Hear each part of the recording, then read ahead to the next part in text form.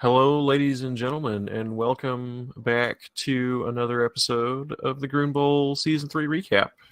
This is match week 2, or match day 2, whatever it is. We're going to cover Wales Conference first, and we're going to cover some games. Yep. I'm Randomus Namus. This is Kyle Meir here with me.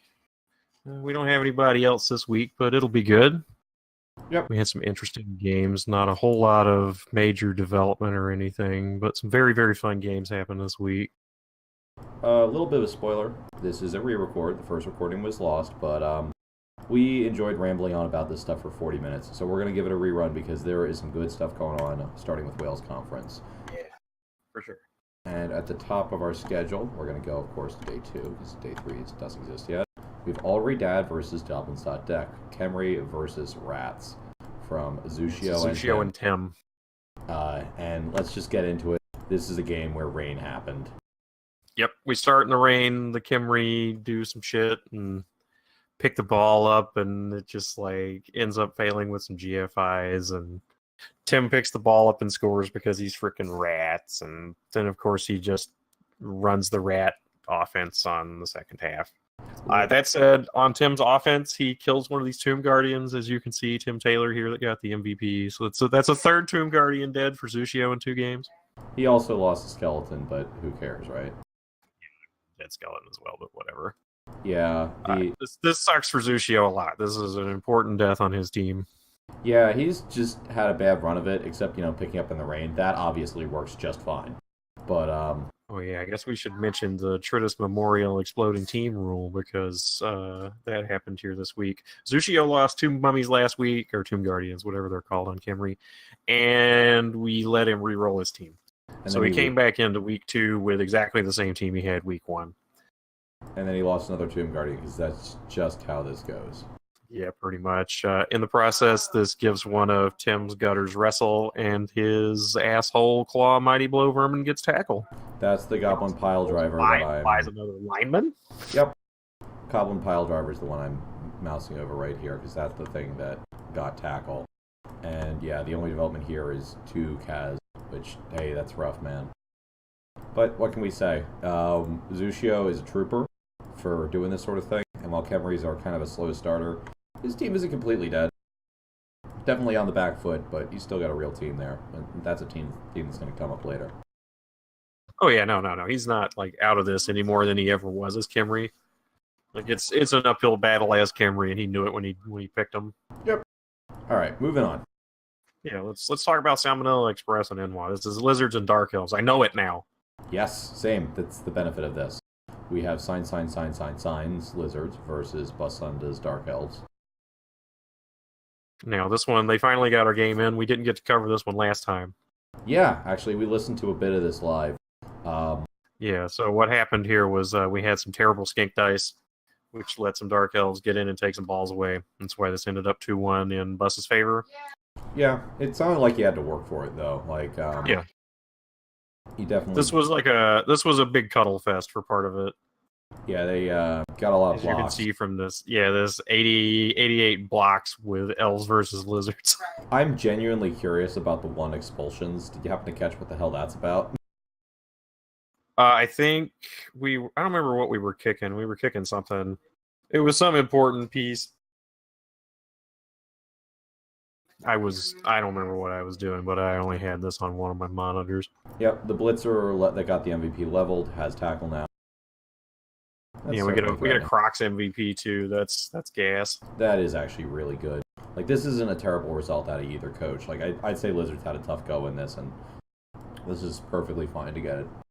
Skink doing a thing, Crocs MVP. Yeah, 2 failed pickups, and then this Blitzer levels. I don't know what he picked his skill. He took tackle. That's what I meant. Tackle. Yep, that's a good one. All right, keeping it going. We have Unpunchable Things versus Your Diaper Danes. I have proven that this name is wrong. How so? My first block of the game killed a line elf to death. Oh, yeah. I don't even remember which one it was. It was unimportant. But it's dead. And then basically I continued this terrible snowball against him the whole time. It's not the MVP, Love, who gets Guard, and Guard Elf is a real fucker. yeah, Guard Elf is the big pickup here for untouchable things. I pick up plus agility on my thrower. Oh dear. That's me, right? Yes, no, it's Voyager. Okay. Your spoilers. I pick up another plus agility next week, and that's Kyle. Oh, fun. Yeah. Yeah, I mean, this is... how did it run away to 2-0? Like, elves are... I mean, I just removed all of his pieces in the first half, and then took the ball from him. Well, good on him for managing to get a vanity pass and what's looked like 3 Kaz anyway. Now, for an unpunchy elf team, it seems like he's remarkably given pretty good. I mean, it was fine. He just, like... I removed so many guys in the first half that his drive in the second half I just took from him. Yep. All right. It is what it is. I punched the crap out of a bunch of elves, and that's what you got to do. He should have run away with the game if I hadn't removed a whole bunch of guys, but sometimes it goes your way. It is. Well, Wolfray played about as wood elfy as he could. And if you don't do that, like, those word answers are just going to take the game. Anyway, next up we have Nerds and Vampires. Our new team, Mighty River Followers, Nerds Vampires, versus the Top Deckers, which is Voyagers Undead. And he got nerded on hard. Yeah, that's what I heard. Well, yeah, I talked to both of them. Apparently he was able to just knock the ball free and just go pick it up. He started with 4 Vampires, 1 Blodge, just 4 block. And Voyager was able to put work in with his whites and such, which... Did he take the skill on this thing yet? No, he didn't. It's probably guard. But, yeah. Nert is one of the absolutely most amazing people alive because he managed to roll 90k off 1 win. He did get 90k off of his first win, which is pretty incredible. In the original recording, we were incredulous, and we had the mechanics explained to us that if you win, that's another 10k. You just can roll the 6 for 60k. And if you double your opponent's fan factor, that's also worth 20k. And naturally, the way he built vampires, he just took fan factor as his remaining points, because why not? I mean, it works out. Fan factor is what punishes him next week, too. Yeah. We'll talk about that later, but yeah, it worked out for him this game, like in the first game, super well. I mean, it got him a draw for it, but... The thing that amazes me is these 27 armor breaks, just nothing. Yeah, there's no productive removals. Yep. So no development except Voyager levels of white, and he's yet to pick his skill. Yep, that's what I was mentioning. It's a shame, but what can you do? Okay, and then last in this div, we got Rylon Side Salad versus Jimmy's Butt, Sweat, and Tears. That's Elves versus Brett's. Yep. What can I say? Rylon's horrible elf disease continues is the short version here. Yeah. He snakes like 4 things every game of elves he plays, so it's real hard to win. Especially when the way elves start in this div, you get 1 reroll. I respect Rylon for taking the APO even if it didn't work out from last game. In this case, Jimmy breaks armor 10 times and kill a guy. Well, actually breaks armor more times, but it's not going to get him anywhere. Yeah, it's just a good dev game. Yeah. Brett's beat up the elves is basically what happened, and took the ball from them when they managed to like fail any plays. And that's how we end up with the 2-1 here. It's the same way that elves always fail something snakes, and then they take the ball from you because you snake something else. Yeah. All right, well, that's Wales Conference. We looked at the leaderboard last time. We're going to look at it now just because we're here. It's, well, okay, we've had some Week 3 games on it already, but the fact is there's no clear winners. But this is sort of a more stratified leaderboard than the other div, in that we've got some teams with 2 wins, and we have some teams that haven't won yet, which is... Yeah, so ignoring me at the top here, I should be basically below Tim and Bus for this. We only had the 2 2-0s. Yep. And we have a couple O2 teams, but yeah, they'll have. Yeah, they're still in this. So we had a 9-game season. We're not actually eliminating people until like week 5, so no worries there. It's a lot of this is just development early, which exactly. I mean, Rylon lost a key piece, and poor Zushio lost a key piece, but they're not out of it. Like O2 Guardian is a thing you can recover from, and. The Wood Elf Catcher is nice to have one of. Very strong piece to have a single one, but you don't need it for Wood Elves to function. Kind of want that second ward answer, but what can you do? Yeah, you want like 1,400 points worth of Wood Elf starting lineup or something. It's absurd. Yeah, and then you put skills on it. So how do we feel about the coming games for this this division while we're here? Oh yeah. Well, okay. Let's look at the schedule. Ignoring the part where you. I predict that I win. Funny. I agree. That seems to make sense. All right, we got Undead versus Rylon, and we got Jimmy versus. It's. That's Kimry. Yeah. Kimry versus Brett's, Undead versus Wood Elves, Dark Elves versus Wood Elves, and Rats versus Lizards. Yep. So I hate to say this, I give it to the Bretts. Bretts are at the peak of their power, and I get confused. No, I agree with you. This is Brett's versus Kimry, and I think that Bretts are in a pretty good place to just bully Kimry and pressure the ball. Yeah. Like with only 3 Tomb Guardians now, it's going to be really hard to like mega cage and keep pushing. So either Jimmy gets to stall you out or he gets to take your ball. It's tough either way. You're gonna. Yeah, you just throw wrestle at the Tomb Guardians, and if they get wrestled down, well, you just put boots in them. And if they don't, then they're just stalled out forever. I wish Sushi luck. You always want to root for the underdog, especially when he's playing his heart out about it. But yeah, I think the Khemri have an advantage. Then we have okay. How about Undead versus Wood Elves? This is I have the same prediction for this that I always have, in that the Wood Elves will win, but men will die. Yeah, I like to say that. Like, yeah, Rylon has a bad case of the elf disease where when it counts, his men choke. But the fact of the matter is, he's got solid play, and I think if he's willing to throw away some line elves, this might go. He's got that tree, which can at least tie up at least a mummy, if not both. Hopefully. I think that, I mean, this is certainly the classic elf versus bash matchup, right? Where you just have to pay the iron price for all of your elf touchdowns. Yep. I mean, there is one tackle to go with the one dodge. That's a little rough, but Rylon knows how to position defensively enough. I think he can keep his sport answer on the field. Yeah, Rylon won't feed him anything but line elves. Yeah, but Voyager's probably okay with that. Yeah, that's fine. That's SPP Pinatas just like coming for you. Yep. So okay, then how about Dark Elves versus Wood Elves? I think that the Dark Elves are favored in the elf punching matchup because they get to do all the same elf shit, but they can also bash better. Yep. I mean, yes, they have one less point of movement, but they have another point of armor, and they've got 4 block. It's real rough. And he's also got 4 blodgers are like a huge pain. And it might even be 5 at this point because there's that witch elf that can do things. And finally, we've got rats versus lizards. Tim's rats are fucking disgusting. Tim is the bad guy of this.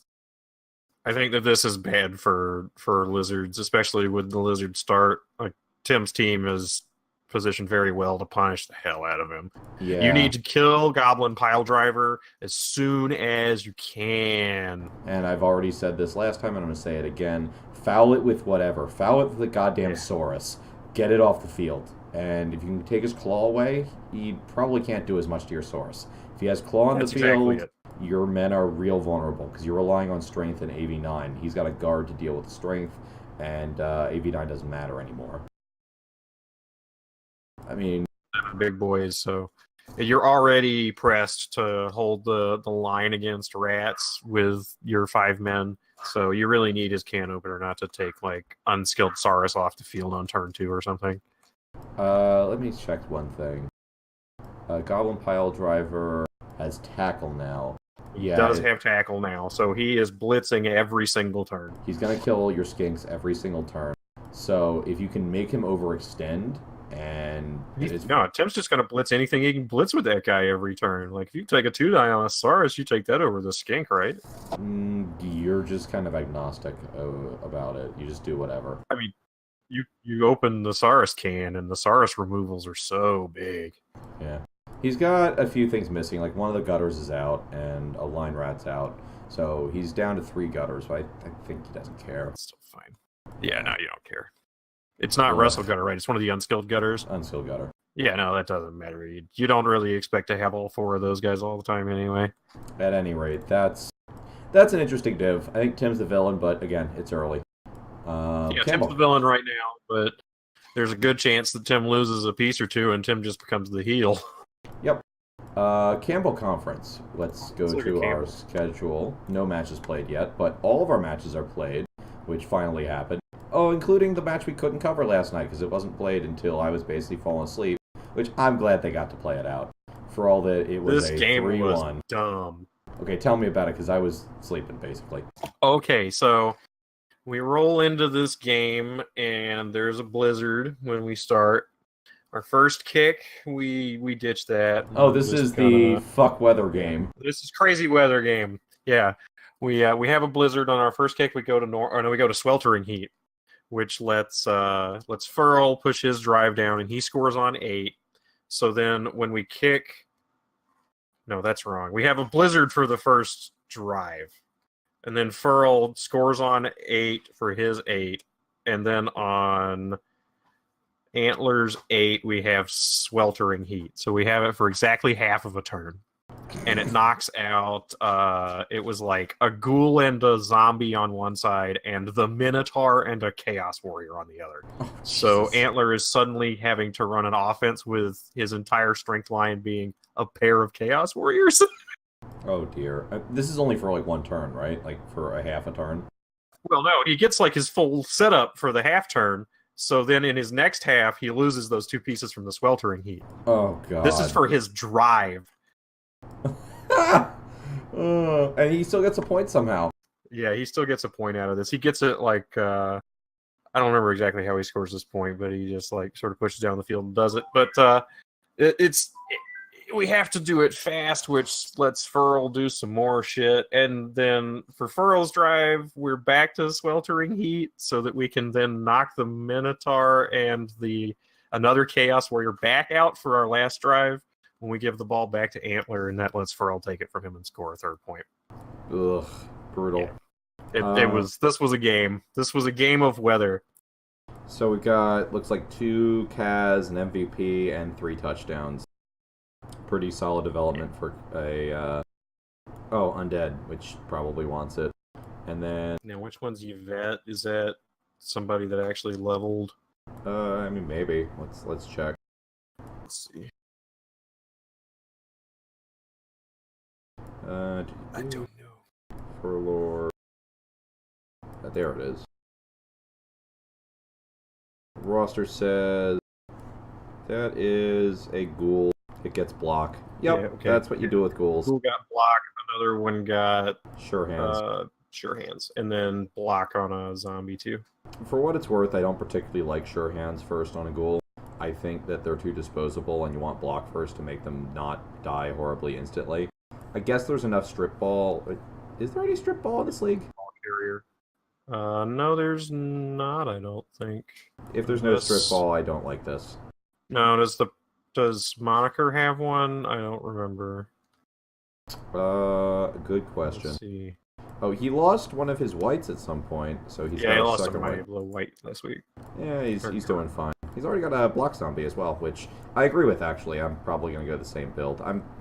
I think I'm back on block zombie over wrestle zombie, but either way, block, wrestle, dirty player, kick. There are a lot of good zombie levels. Yeah, totally. There's plenty. I don't really hate the sure hands that much. Like, I get why you want to get black, but having a reliable carrier is important too. This early when we had to have all these like cut down reroll teams.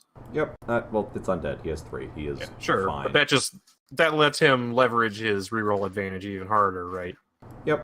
And well, we got a level on a beastman over on the Antler Hills Chaos team. That's what this is. He get? Hasn't Oh gotten no, anything he yet. hasn't picked it right. Yeah. Yeah, and he hasn't fired the beast that I permed yet, but I suspect he will. It'll go eventually. Yeah. Yeah, there's no rush. Okay. Well, let's move on and talk about our next super exciting game. So this one was fucking amazing, and it's amazing for a number of reasons. For a long story that we can't really get into right now, Crate wasn't talking when he got 2-1 by fucking goblins off Prozac. Oh man, it was hilarious. He was perfectly okay with it, but I think this is just a case of the fact he's not really used to the idea of how you play against goblins, so he's trying to hit the trolls, which is a waste of your goddamn time. You hit the goblins. That is exactly what happened here. Is Crate spent a bunch of time punching trolls, and the goblins just 2-1'd him. Yep. Important development here. The ogre gets block. Oh, yeah. So Crate's perfectly happy with the results of this game from a development standpoint, even if having a loss in your record to goblins always kind of stings the personal pride. If you have such things. You know, Crate buys a new line rat after this game, too, which is a joke at Hiroshia's team's expense. Yeah. One of the things he thinks is dumb is apparently Chorf teams with no APO. And 4 rerolls. But at any rate, he has a second Hiroshia now. Yeah, he has Hiroshia twice on his game. He really wants you to notice him, Hiroshia. Well, George's senpai has noticed him. We were going to get Prozac on here to talk about this Goblins game with us, but his schedule conflicted. So I instead got a quote from him, and I will read that for you now. It says, and I quote, "Ha ha, suck it, doubters. Gobos rule, humans cry," end quote. I'm just doing donuts with my mouse during this whole thing. That's about right. Yep. All right. So, yeah, Goblins, they're in the running still. Guys. I might not have a lot of words to say about this one, but let me tell you, that is a game it's cool to have a record of.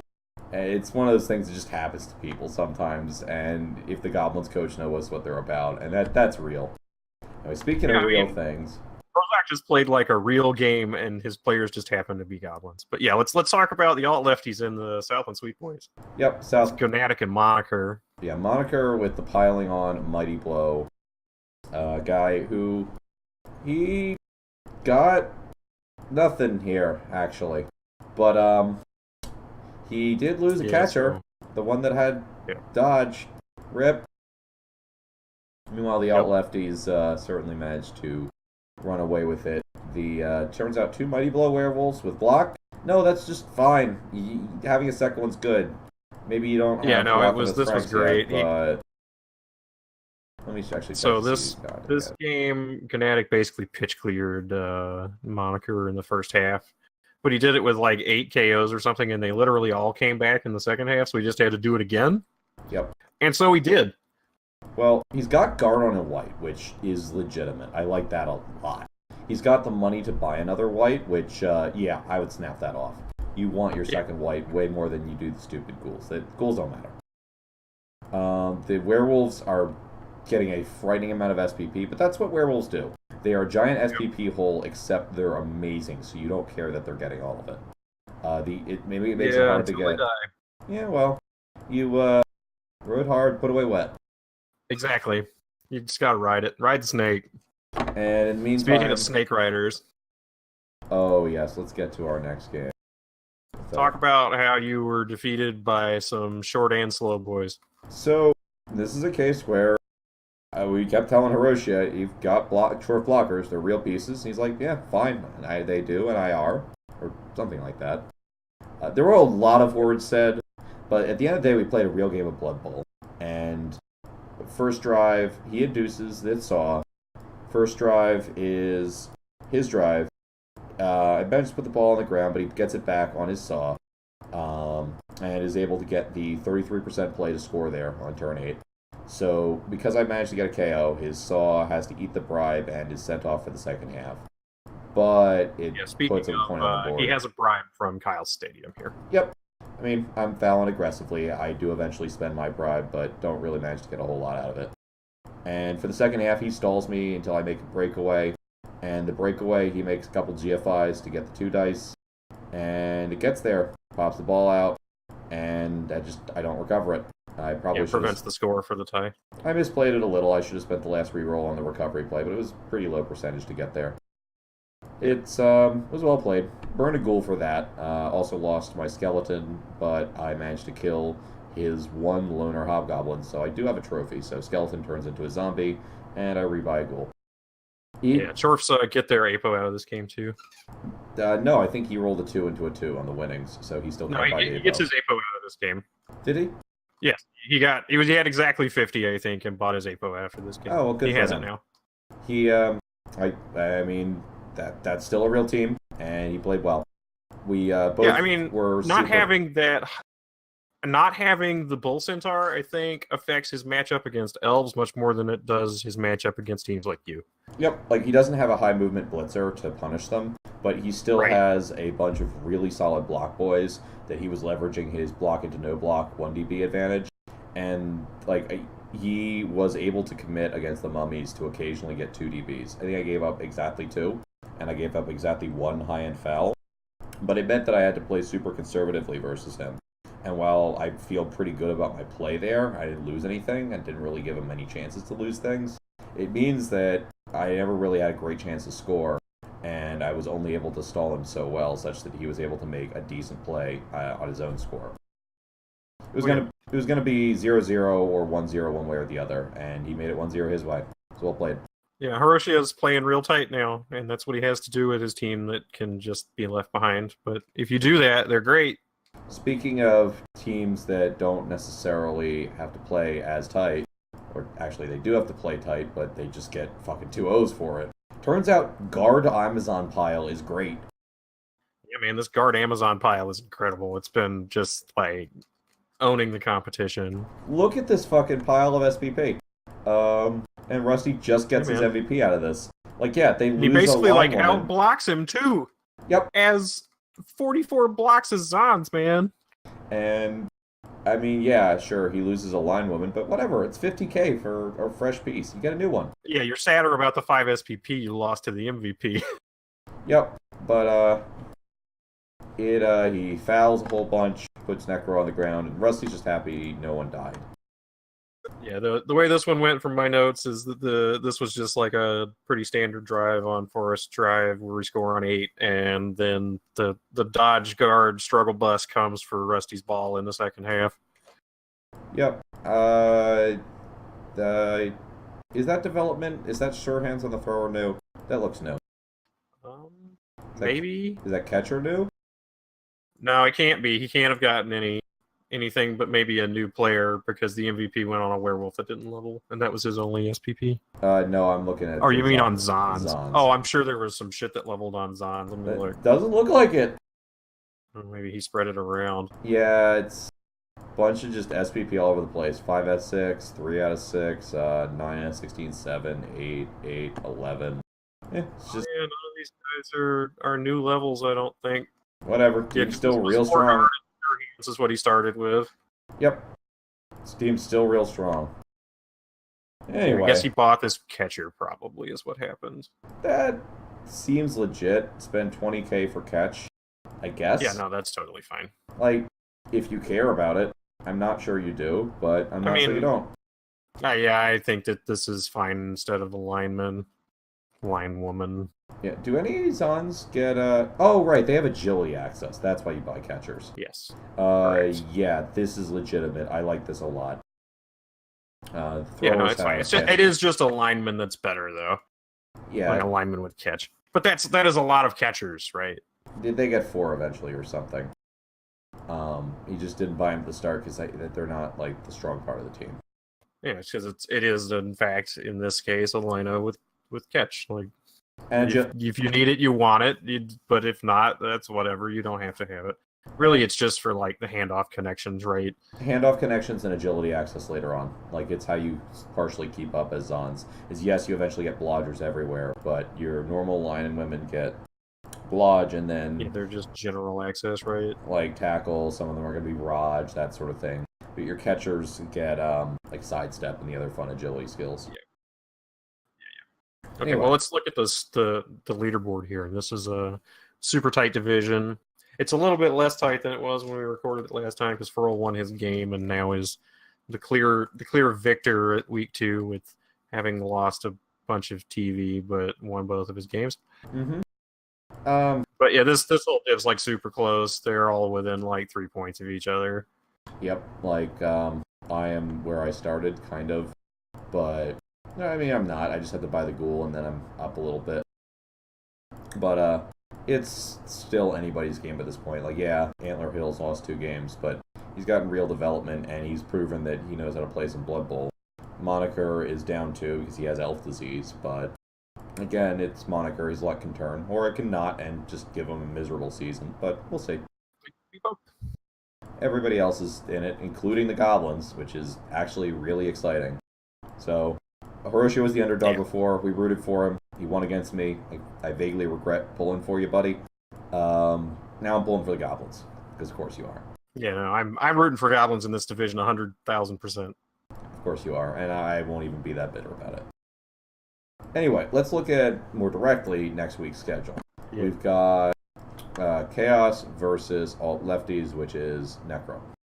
It's Necro, yeah. I mean, Gnatic's Necro are scary as hell, and for all that Antler Hill is a solid coach, because of his start, he doesn't have a lot of the tools you'd want to just heavily outbash the Necro. Necro fucking Claw, which is just rough. Claw Mighty Blow Frenzy removes pieces, man.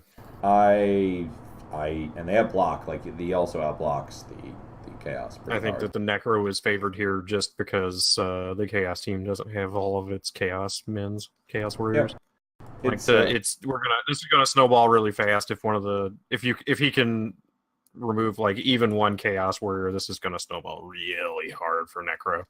That said, Chaos has a chance to put it out if they can frenzy trap the werewolves, which is hard. Yeah, you're gonna have to deny blitzes for those werewolves.